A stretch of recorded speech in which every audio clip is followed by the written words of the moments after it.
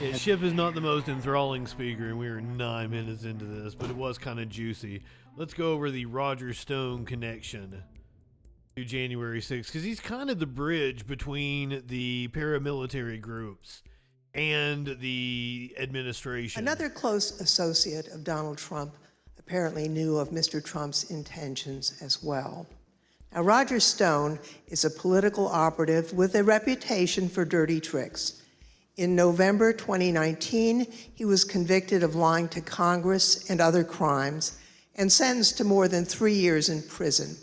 He's also a longtime advisor to President Trump and was in communication with President Trump throughout 2020.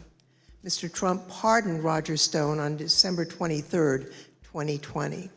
Now, recently, the Select Committee got footage of Mr. Stone before and after the election from Danish filmmaker Christopher Gilbranson, pursuant to a subpoena.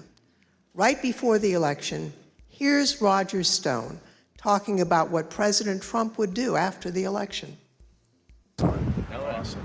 Let's just hope we're celebrating. Yeah. I really do suspect it'll still be up in the air. But when that happens, the key thing to do is to claim victory. Possession is 9/10 of the law. No, we won. Fuck you. Sorry, over. We won. Yeah. You're wrong. Fuck you. ABC. I said, fuck the Lord, and let's get right to the violence. That's what I'm And he did a dry run of this in Florida in 2000. Start smashing pumpkins, if you know what I mean. Oh, yeah. Gonna call up Billy The Select Corgan? Committee called Mr. Stone as a witness, but he invoked his Fifth Amendment right against self-incrimination. Do you believe the violence on January 6th was justified? On the advice of counsel, I respectfully decline to answer your question on the basis of the Fifth Amendment. And Mr. Stone, did you have any role in planning for the violence on January 6th? Once again, I will assert my Fifth Amendment right to decline to answer your question. Although we don't yet have all the relevant records of Roger Stone's communications, even Stone's own social media posts acknowledge that he spoke with Donald Trump on December 27th as preparations for January 6th were underway. In this post, you can see how Roger Stone talked about his conversations with President Trump. He wrote, "I also told the president exactly how he can appoint a special counsel with full subpoena power to ensure those who are attempting to steal the 2020 election through voter fraud are charged and convicted." Well, we know who attempted to steal the 2020 election. Let's make sure they're charged and convicted. As we know by now, the idea for a special counsel was not just an idle suggestion. It was something President Trump had actually tried to do earlier Fox is that being a month. Kevin. Hold on. We know that Roger Stone was at the Willard Hotel on January 5th and 6th, and we know from other witness testimony that President Trump asked his chief of staff, Mark Meadows, to speak with Roger Stone and General Michael Flynn that night. In addition to his connection to President Trump, Roger Stone maintained extensive direct connections to two groups responsible for violently attacking the Capitol, the Oath Keepers and the Proud Boys. Individuals from both of these organizations have been charged with the crime of seditious conspiracy. Now, what is seditious conspiracy? It is a conspiracy to use violent force against the United States, to oppose the lawful authority of the United States. Multiple associates of Roger Stone from both the Oath Keepers and the Proud Boys have been charged with this crime. Close associates of Roger Stone, including Joshua James, have pled guilty to this crime. We know that at least 7 Oath Keepers who have been criminally charged provided personal security for Roger Stone or were seen with him on January 6th or in the weeks leading up to January 6th. For example, Joshua James, the leader of the Alabama Oath Keepers, provided security for Roger Stone and was with him on January 5th. This is the picture of the two together on January 5th.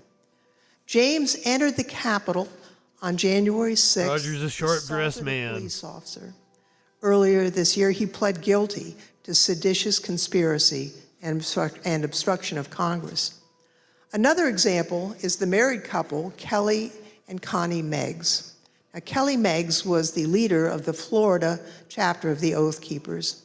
Both he and his wife provided security for Roger Stone, and both are charged with leading a military-style stack attack of Oath Keepers, attacking the Capitol on January 6th.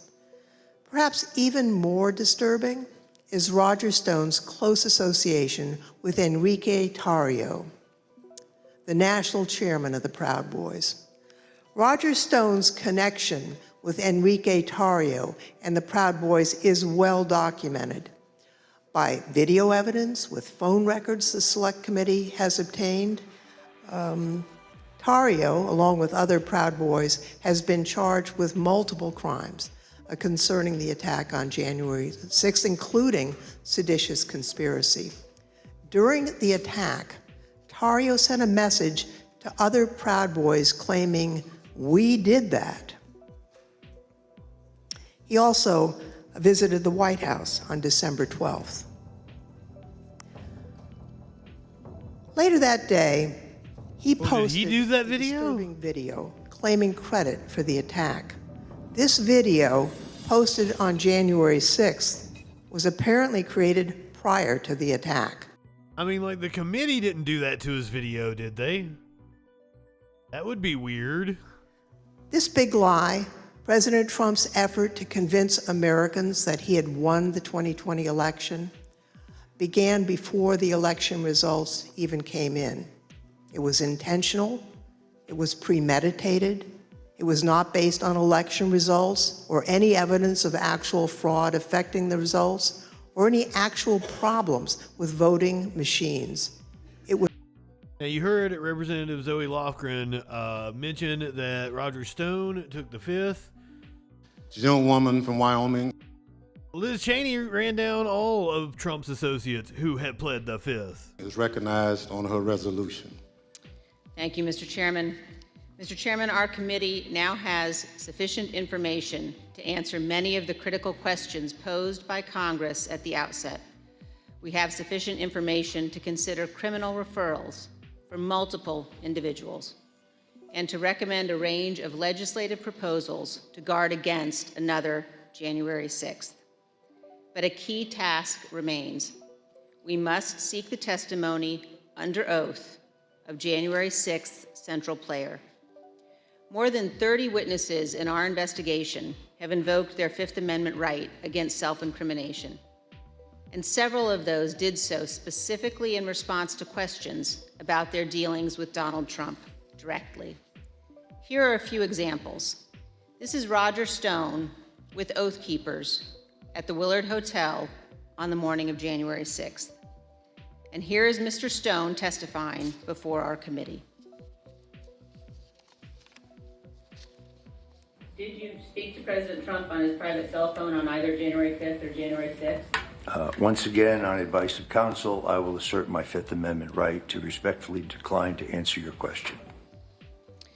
This is General Michael Flynn walking with Oath Keepers on December 12th, 2020. And here is General Flynn's testimony before our committee. Did you, General Flynn, talk to President Trump at any point on January 6, 2021? The 5th. Here is John Eastman, fraudulently instructing tens of thousands of angry protesters that the vice president could change the election outcome on January 6th. Later on this same day, Dr. Eastman acknowledged in writing that Donald Trump knew what he was attempting was illegal. Here is John Eastman testifying before our committee. Did President Trump authorize you to discuss publicly your January 4th, 2021 conversation with him? 5th. So is it your position that you can discuss in the media direct conversations you had with the President of the United States, but you will not discuss those same conversations with this committee? 5th. Here is Jeff Clark, who conspired with Donald Trump to corrupt the Department of Justice. President Trump wanted to appoint Jeff Clark as acting Attorney General. And as you can see in this call log we obtained from the National Archives, he did so. And here is Mr. Clark testifying before our committee. At 4:20, he was speaking to Trump at 4:20. Mr. Clark, when did you first talk directly with President Trump? 5th. Mr. Clark, did you discuss with President Trump allegations of fraud in the 2020 election? 5th. Other witnesses have also gone to enormous lengths to avoid testifying about their dealings with Donald Trump. Steve Bannon has been tried and convicted by a jury of his peers for contempt of Congress. He is scheduled to be sentenced for this crime later this month. Criminal proceedings regarding Peter Navarro continue. And Mark Meadows, Donald Trump's former chief of staff, has refused to testify based upon executive privilege. The committee's litigation with him continues. Mr. Chairman, at some point, the Department of Justice may well unearth the facts that these and other witnesses are currently concealing. But our duty today is to our country and our children and our Constitution. We are obligated to seek answers directly from the man who set this all in motion.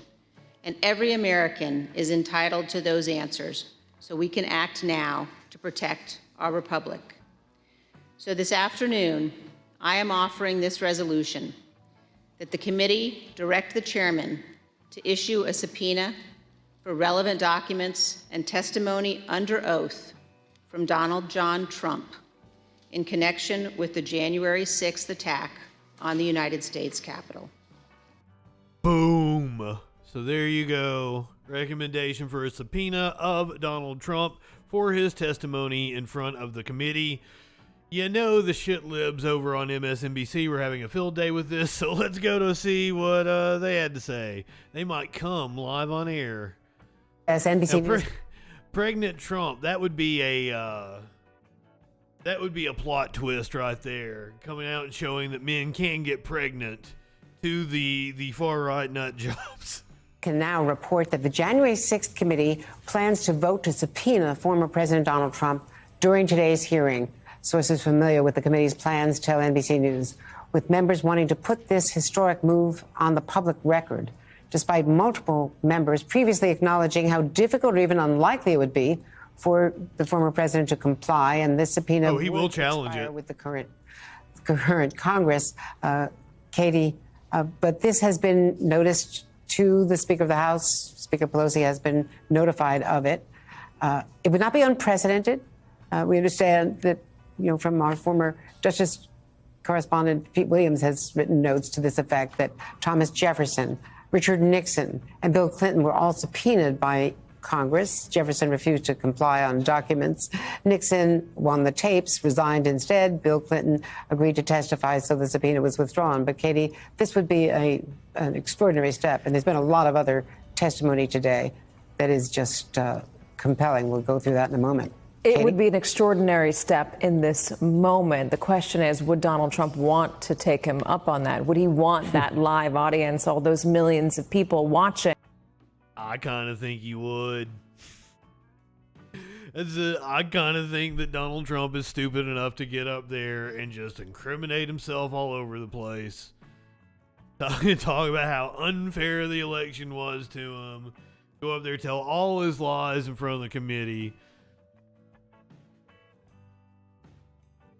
It would be fun to watch. It would be one of the most watched committee hearings, if not the most watched committee hearing ever. To see him push back directly on the committee. We know from reporting that he has been frustrated by a lack of defense that he's seen in these committee hearings, which have got millions upon millions upon millions of viewers, tens of millions of viewers, a large, giant audience. Will Donald Trump want to turn away that opportunity? That is an open question.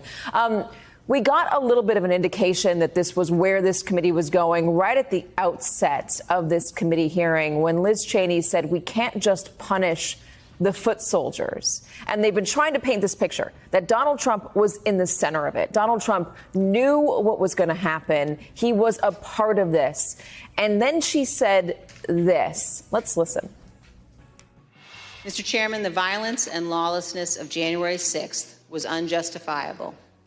But our nation cannot only punish the foot soldiers who stormed our Capitol. Those who planned to overturn our election and brought us to the point of violence must also be accountable. With every effort to excuse or justify the conduct of the former president, we chip away at the foundation of our republic. Indefensible conduct is defended, inexcusable conduct is excused. Without accountability, it all becomes normal, and it will recur. So as we watch the evidence today, please consider where our nation is in its history. Consider whether we can survive for another 246 years. Most people in most places on earth have not been free. America is an exception. And America continues only because we bind ourselves to our founders' principles, to our Constitution. We recognize that some principles must be beyond politics, inviolate, and more important than any single American. There was a campaign ad for Cheney by her father, Dick Cheney, where he's talking about Donald Trump and being a threat to democracy. And I saw somebody tweet out that if you played that video for somebody in 2003, they would be incredibly confused as to what was going on. Who has ever lived. And with her making that point, that is the frame that they initially wanted to put on all of this, that Donald Trump broke all the rules, had a premeditated plan, was told repeatedly by top officials that the election was over, had not been stolen. But I just want to point out, Katie, that it's one thing for him to say at a rally, as he just did the other day, that the election was stolen, and you go through all of these false statements. He can't do that under oath to Congress. So testifying would be at the risk of perjuring himself and creating a crime in full view. It would definitely put him in a more perilous position. I'm certain the committee. Oh, I would assume there's not a lawyer alive. Maybe a Lionel Hutz type of lawyer that would tell Trump to testify. But I would assume most credible lawyers would tell him it is a very, very bad idea to testify. However, it's Trump. Committee would want to have him come do exactly that, as he has done in public. But it is a tempting prospect, is my point about Donald Trump. We'll see if any of his lawyers are successful, if he wanted to, in fighting back to say, no, this is not a good idea. Back with us. See, even she assumes that all of his lawyers would tell him it was a bad idea. Meanwhile, a judge has denied his request to pause a deposition in I believe this is the E. Jean Carroll the House case. Select Committee investigating January 6th is set to hold another hearing tomorrow, the first one since July, but there won't be any witnesses appearing in person. This hearing is supposed to feature new testimony and evidence. The committee is expecting to focus on former President Trump's continued efforts to claim that the 2020 election was stolen. We already covered all this. You're behind the times. Hammer home the idea that the former president remains a clear and present danger to democracy. Former President Trump will also not be getting out of an upcoming deposition in a defamation lawsuit. A federal judge denied Trump's request to pause the deposition, which is scheduled for a week from today. Columnist E. Jean Carroll sued Trump in 2019 after he denied raping her in the mid-1990s and accused her of fabricating the claim to boost book sales.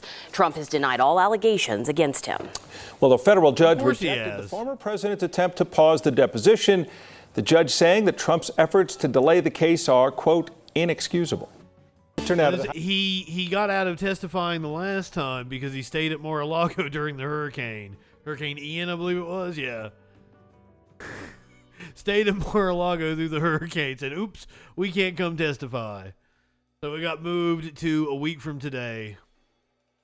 Apparently, Trump has formed a new company in a possible attempt to evade the New York State lawsuit. Days before the New York Attorney General filed a lawsuit accusing Donald J. Trump and his company of fraud and seeking to shut down some of their business in the state, Mr. Trump's lawyers created a new company in Delaware. Delaware, which has some of the loosest financial laws in the country, partially as a result from one Mr. Joe Biden's lobbying on behalf of credit card companies in Wall Street. The new company's name had a familiar ring to it, the Trump Organization, the same name as his old company, now threatened by the lawsuit. How do you start a new company with the same name? On September 21st, the day the suit was filed, the new Delaware company filed paperwork in New York seeking to be recognized there as the Trump Organization 2. This is Trump Organization 2, Electric Boogaloo. Those maneuvers were detailed for the first time in a court filing on Thursday from the Attorney General, Letitia James, who raised the prospect that Mr. Trump was seeking to an end run around some of her lawsuit's harshest potential punishments by forming the new company. Her filing said the Trump Organization now appears to be taking steps to restructure its business to avoid existing responsibilities under New York law, raising concerns that the business might shift assets out of the state.